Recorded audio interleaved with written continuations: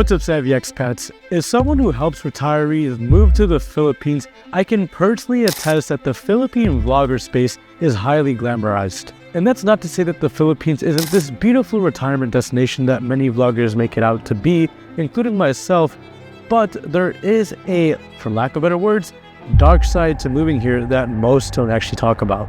And the last thing I want for you from these videos is for your mind to have an unrealistic expectation of the Philippines ending with an unfulfilled reality. That is why in this video we'll be revealing the 3 things you often don't hear about when moving to the Philippines. Alright, let's get straight into this.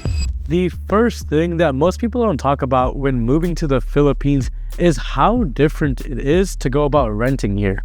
And you may be thinking, Evan, how different can it be renting in the Philippines versus renting in the States? Well, let me tell you, it's a lot more complicated here than you think, especially as a foreigner. Well, rental contract terms in the States is very straightforward, and it is in favor for the safety of both the tenant and the landlord. You simply sign the lease, put down the first month of rent, perhaps a security deposit, and you're good to go. But here in the Philippines, to have those kind of terms is far and few in between. As a matter of fact, a solid 80 to 90% of rental contract terms here go by what's called a 2-in-2, meaning typically you have to put down the first 2 months of rent in advance in addition to 2 months worth of rent and security deposit. Unless you get scammed with the wrong landlord or realtor, of course you're going to get the 2 months of deposit back once your lease ends, but unfortunately I have heard horror stories about this. So essentially you're paying 4 months in advance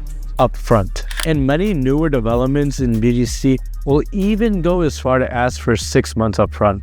And gosh, believe me, when I bring this up to my expat clientele in the States and I tell them this, they all have the same reaction. Evan, that is absolutely outrageous. And I don't blame them, because coming from the States, that was a shock for me as well, because our rental terms are simply not structured that way. Is there anything you can do about this? Well, not really. Believe me, I've situated over 30 plus expats from the States to the Philippines over these past few months, and not one landlord was willing to negotiate terms. At the end of the day, when in Rome, right? So keep in mind that we are in a completely different country with a completely different way of doing things. But it doesn't end there. Here's where it can get even more complicated for expats. In the States, paying for your rent is pretty seamless. You can go about it doing online bank transfers. But here in the Philippines, we're still stone age behind in some ways. Everything is still very much so brick and mortar in the way of doing things in certain aspects of life. And that's because you'll find that most rental agreements here explicitly state that you must use PDCs, or in other words, post-dated checks, to cover your rent here. And that may bring you to wonder, Evan, how can these landlords even require this if they know that most foreigners don't have a bank account in the Philippines by default? Well, that's why I say that executing the rental process and getting fully settled down here in the Philippines can be complicated in certain ways and quite arduous for most foreigners. And what this means for you is that you're going to have to take the extra yet required step of opening up a checking account here in the Philippines, provided that most of the condos here require PDCs or post-dated checks. Well, although there were some cases where we were able to negotiate remittance transfers into the contract on behalf of our clients via sending money through Wise, Remitly, and Western Union, we also did find that for the majority of landlords, they were reluctant to use anything but post-dated checks.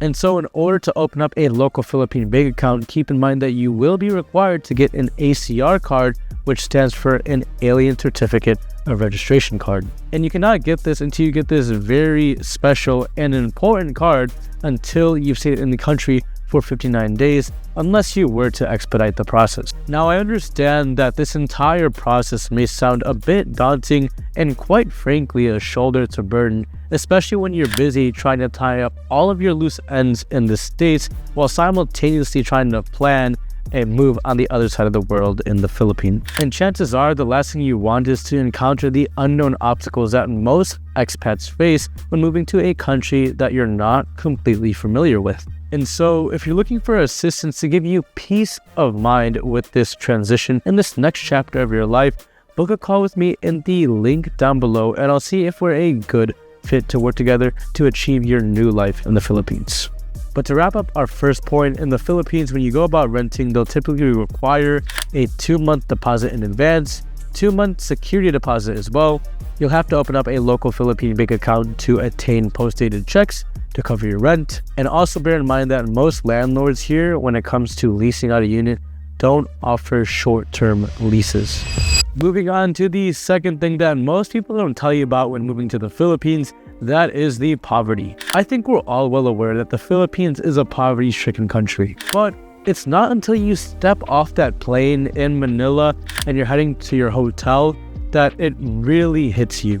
I believe that most of us who've spent our entire lives in the States were pretty sheltered from the realities that most people face all across the world. So you're not really fully mentally prepared, although you may see it on social media, to see 5-6-year-old children on the streets with torn clothes and no shoes, or even single mothers holding their babies, asking for money at the stoplight at the window of your taxi cab. I know, at least for me personally, it was a big culture shock to see these kind of realities. It's one thing to see it as pictures on social media before you come here, but it's also another thing to see it in person firsthand, especially when you have an empathetic heart and you are Filipino.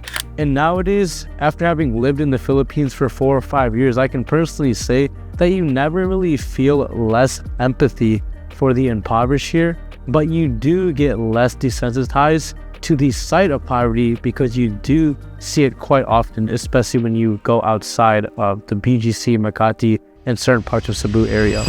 And for the last dark truth about moving to the Philippines, that is dealing with the painstakingly slow bureaucracy. On the other side of these obstacles when moving to the Philippines, of course you're going to find your ideal retirement life. Low cost of living, phenomenal weather, rich culture, and having an abundant social life. But ultimately, to even stay here in the first place, of course you're going to have to deal with immigration a handful of times, especially if you're looking to get your retirement visa.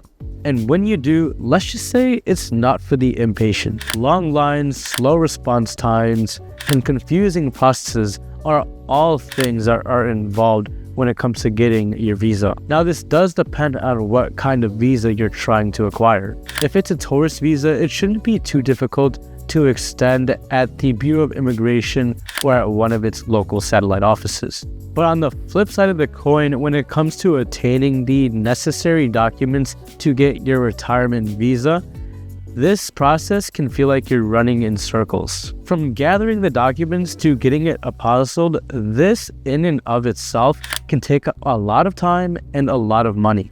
And without the proper guidance for this, if you were to just say do research by yourself online and try to scrape as much as possible, you do run the risk of wasting more time, money, and effort in the long run. And the problem with doing this research alone is that you'll find that these threads online, very few of them actually provide full information on what you need to do and how to go about this process of getting your retirement visa. And when you do find these threads, it's either that they lack detail and information, or the information that they do have differs from other sources that you have read. That's why it's imperative that if you're going to be doing your own research, get in touch at least with the right people that can offer you the proper guidance to execute this move as efficient as possible.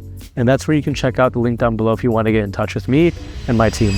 And so there you have it, Savvy Expats. That wraps up the 3 things that most influencers and most sources online do not tell you about when moving to the Philippines. As always, if you're planning on moving here and you need a bit extra guidance, you can always check out our free 15-step Philippine arrival checklist in the link in the description down below. In this checklist, I run you through the initial steps you need to take for the smoothest transition here as possible. From finding your rental to navigating the visa and banking processes, we cover all of that in this guide. And so thank you for watching, Savvy Expats. As always, it was a pleasure, and we'll see you in the next video. God bless.